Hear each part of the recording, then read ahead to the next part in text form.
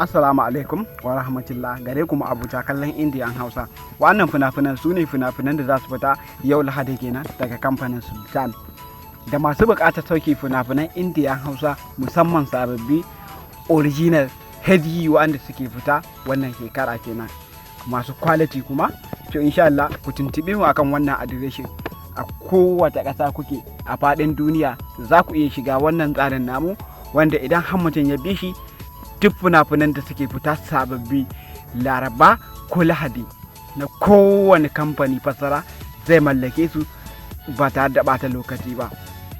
Kar ku bari a baku labari a kowace ƙasa kuke a faɗin duniya za ku iya rijista da wannan gurfi namu kenan BIP, wanda muke sakin fina-finai Indiya a dukkanin sati. Kar ku bari a baku labari a kowace ƙasa kuke a faɗin duniya, za ku iya tuntuɓar mu akan wannan adireshin. Mun gode. Sannan kuma da wanda yake bakon zuwa nan channel ya daure ya danna mu subscribe. Mun gode.